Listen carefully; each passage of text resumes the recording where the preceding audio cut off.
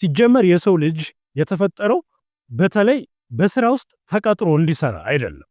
አብዛኞቹ በትምህርት ዓለም ውስጥ ትልልቅ ግኝት ያገኙ ሰዎችን ብንመለከት የተማሩ አይደለም።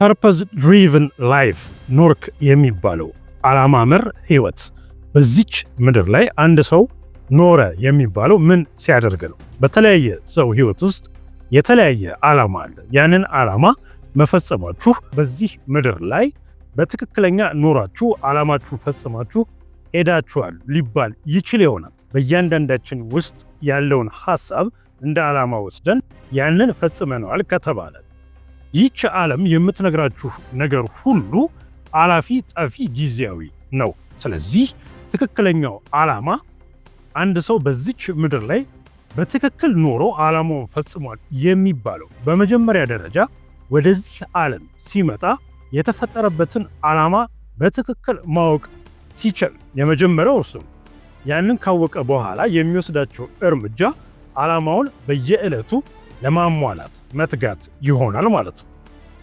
አሁን ጥያቄው እዚህ ጋር ነው የሚመጣው። ማናችንም ከልጅነታችን ጀምሮ አሁን ዓለም ባላት ሲስተም መሰረት ትምህርት ቤት መግባት ይጠበቅብናል። ትምህርት ቤት የምንገባው ደግሞ አብዛኞቹ በትምህርት ዓለም ውስጥ ትልልቅ ግኝት ያገኙ ሰዎችን ብንመለከት የተማሩ አይደለም። ነገር ግን ፈጠራ የሰሩ የተለያየ ስራዎችን ለዚች ዓለም ያበረከቱ ናቸው። እኛ ባለፍንበት የዓለም ስርዓት ሳይሄዱ ማለት ነው።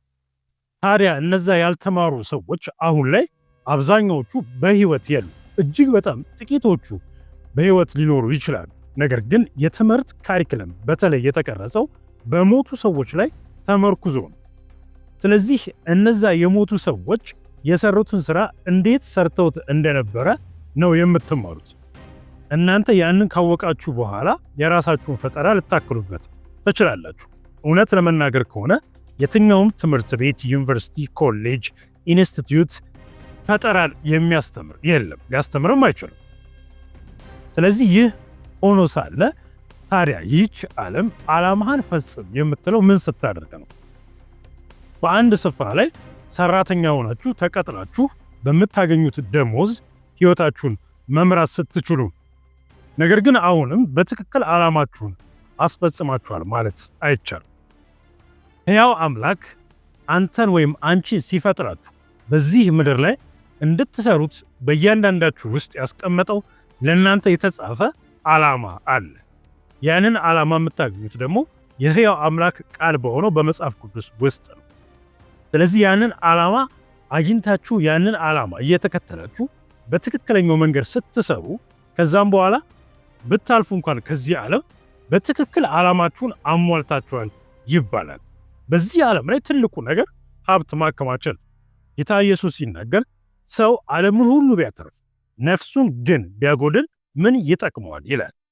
ስለዚህ ዓለምን ሁሉ ብታተርፍ ነፍሳችሁ ግን ቢጎድል አልተሳካላችሁም ማለት ነው። ከዓላማችሁ ውጪ ናችሁ። እኔ እዚህ ጋር የማስተምራችሁ እውነት ከዚህ በፊትም በተደጋጋሚ እንደተናገርኩትኝ ሞቲቬሽናል የሆኑ ንግግሮች የሚያነቃቁ የሆኑ ቃላትን አይደለም እየተናገርኩ ያለሁት። አንድ ሰው የትም ሀገር ላይ ይሁን፣ ክፍለ ሀገር ይሁን፣ ከተማ ውስጥ ይሁን፣ አሜሪካ፣ አውሮፓ፣ ካናዳ፣ ኤዥያ ላይ የትም ዓለም ላይ ይሁን ማንም ሰው ባያውቀው ራሱ ነገር ግን ሕያው አምላክ እርሱ በዚህ ምድር ላይ እንዲሰራ ያቀደለትን ዓላማ ከፈጸመ እርሱ ነው በትክክል ህይወቱን የመራው። ዓላማ መር በሆነ ህይወት የተጓዘው ያ ሰው ነው። ይህ ዓለም ግን መንግስታት የሚነግሯችሁ በዚህ ዓለም ላይ ትምህርት ተምራችሁ የተለያየ አስተዋጽኦ አድርጋችሁ ያንን ስታሟሉ ተሳካላችሁ የሚባለው ዓላማሽን አግኝታችሁ ከዛም በኋላ በዚህ ምድር ላይ ያሉትን ስራዎች ብትሰሩ ችግር ላይኖረው ይችላል። ሲጀመር የሰው ልጅ የተፈጠረው በተለይ በስራ ውስጥ ተቀጥሮ እንዲሰራ አይደለም።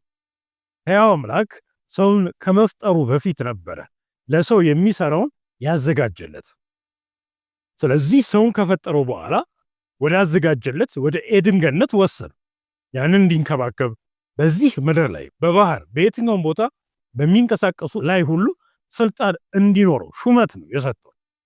ስለዚህ ስራ የሰው ልጅ ከመፈጠሩ በፊት የተዘጋጀለት እንጂ እናንተ ስራን ፈልጋችሁ የምታገኙት አይደለም። እዚህ ዓለም ላይ ባለው ሲስተም መሰረት አንድን ስራ ስትሰሩ ሌላ ስራ ደግሞ ከፍ ያለ ስራ እንድትፈልጉ ያደርጋችኋል።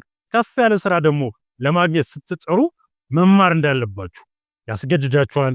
ከተማራችሁ በኋላ ደግሞ የሥራ ልምድ እንዲኖራችሁ፣ የሥራ ልምድ ከኖራችሁ በኋላ ደግሞ ለዚያ መስፈርት የሚሆን የእናንተ ክህሎት የተለያየ ጥያቄዎች ነው የሚጠይቃችሁ። የሰው ልጅ ሲፈጠር እንደዚህ እንዲሆን አልነበረም።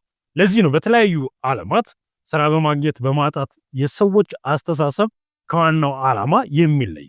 የምትፈልጉትን ስራ ሳትሰሩ እድሜያችሁ አልቆ ከዚህ ዓለም ልትሰናበቱ ትችላላችሁ። ስለዚህ በመጀመሪያ ደረጃ ማወቅ ያለባችሁ የተፈጠራችሁበትን ዋና ዓላማ ከሕያው አምላክ ቃል ማግኘት እንዳለባችሁ ብቻ ነው። ይህንን ነፃ መውጫ ነግሬያችኋለሁ።